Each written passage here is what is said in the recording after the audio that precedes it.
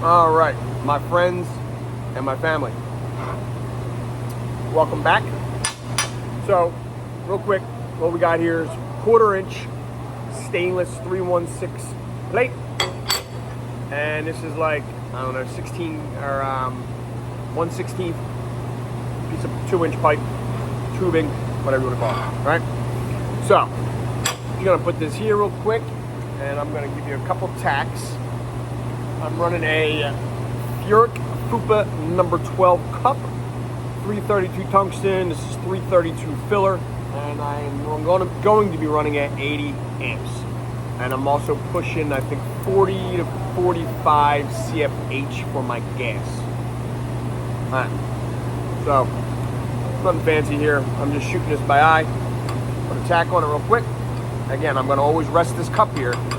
That's going to give me that balance, right? Make it nice and easy, and my wire, okay?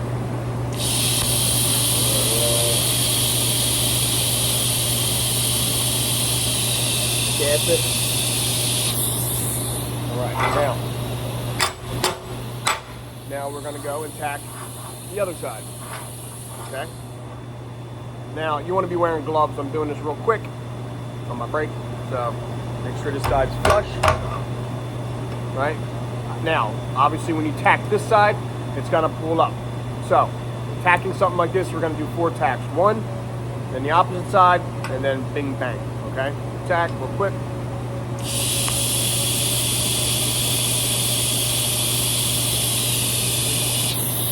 Tack. Tack the 2 sides now.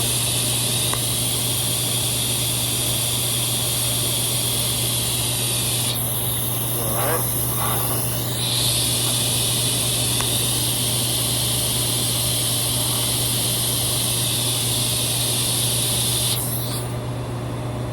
Alright, now, put my gloves on, and I'll buzz this up real quick for you. Again, I'll be showing you that little technique to where it's almost like a lazy freehand, to where I rest the cup and the filler, and I'm almost going to do like just a dragging, right? I'm just gonna kind of wash that puddle. So it's kind of like a cup walking, but without necessarily having the cup pushed up against it. Okay, so it's the same concept where it's going to be that consistent weld. And the same thing with my filler. My filler is going to be resting there. Okay, so I know it's hard to see here. Maybe I can do something like this. Yeah, and it's going to be just kind of walking it, kind of where I want it. All right, so real quick.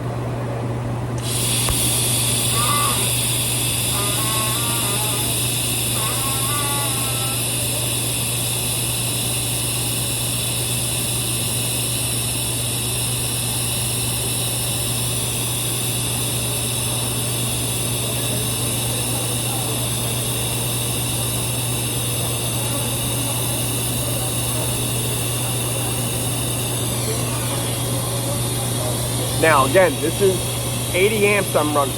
I am flat out, maxed out, and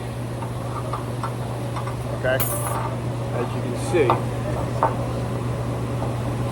in the middle, hard to get it. All right. Again, the idea of this is to learn to have this on the plate to stop any kind of shaking. This over time, learning this habit is going to allow you to have more consistent welds. All right. Now, not all places are going to allow you to be able to weld and drag the cup and scratch the material up. Again, it depends on what you're welding, where you're welding it.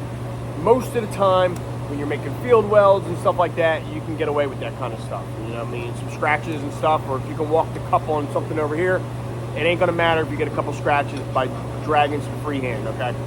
So, I'll do a little more on this side. I'll let you just kind of look at that. You know what? Maybe I can cheat, and maybe I can do it like this. Let's see how good I am, guys, right? Let's try. Now, I don't know if you guys can see it, but the same concept, you know. I'm just bumping. You can see the edge of my cup and just dragging on the bottom.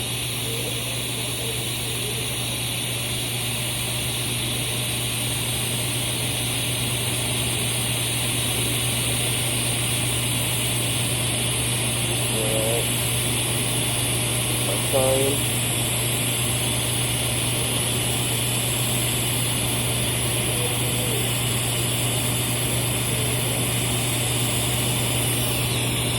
Make sure you gas it.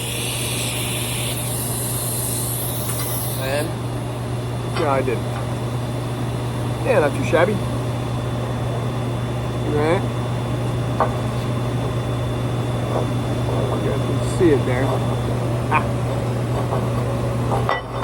So yeah, again, the idea of this is just to be able to practice again and being able to see how I rest my cup and drag it, or I just kind of bump it along.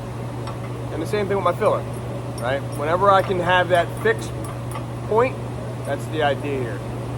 Okay, it's where you get all this out of the way. Fixed point, fixed point.